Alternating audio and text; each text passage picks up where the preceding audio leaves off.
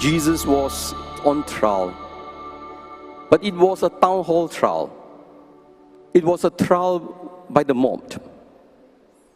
The Jews welcomed Jesus as a Messiah, welcoming him with palms. And they were rejoicing.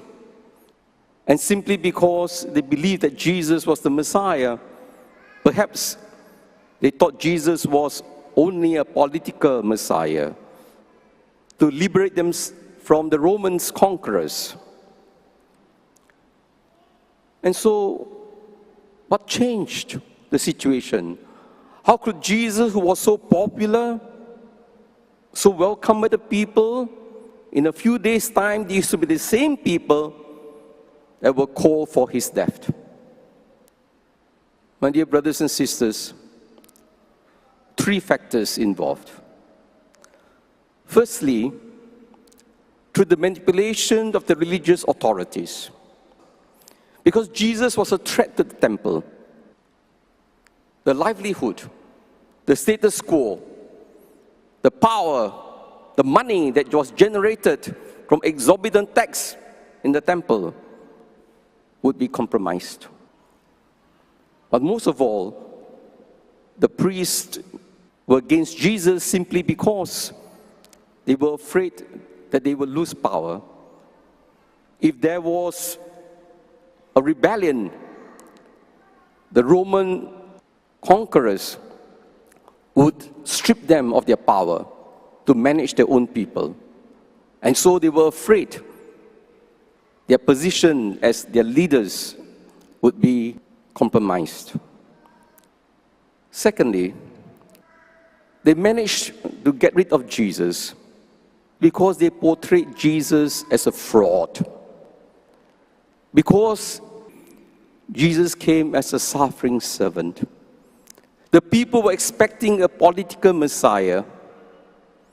Worse still, they said Jesus was an enemy of the Jews because they got people to frame him.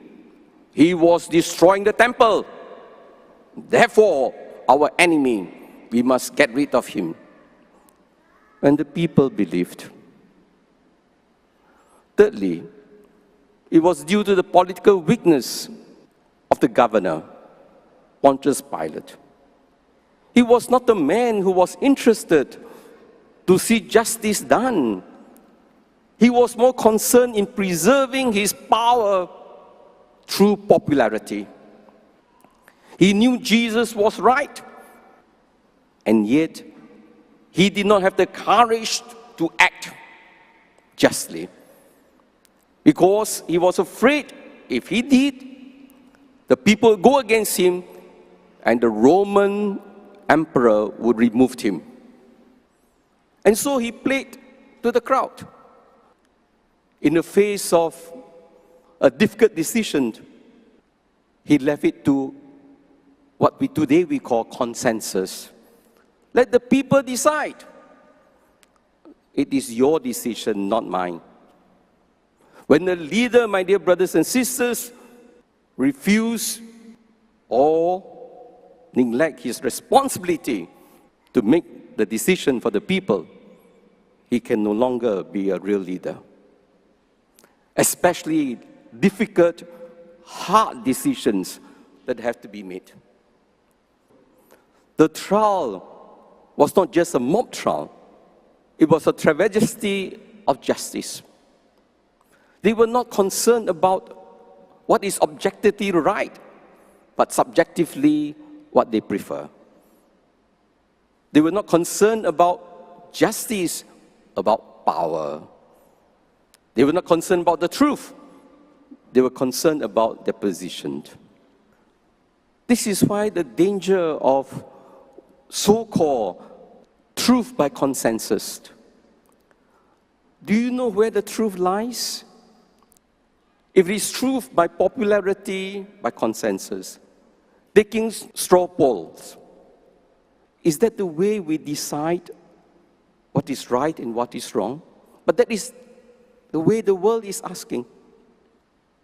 And have you realized, my dear brothers and sisters, very often It is the minority that makes the decisions for the majority. People go for demonstration compared to the entire population. What is the percentage? Those who do not demonstrate, are they saying yes? Are they afraid? Are they being indifferent? But because there is a pressure group by a small group of people who have power because of influence, because of money, because of vested interest, supported by powerful establishments, imposing their ideas of human rights, democracy, freedom on others. My dear brothers and sisters, look at Jesus in today's gospel. He was facing death, persecution. Jesus stood up for the truth. He did not run away simply because it was an unpopular decision. Jesus was not afraid. He was ready to stand up for what he believed. Today, with all the fake news, distorted news, people still believe. Just like in those days, actually fake news is nothing new. Already, the priests were faking the news about Jesus. He was trying to destroy the temple. And people believe because why? The powerful are supporting.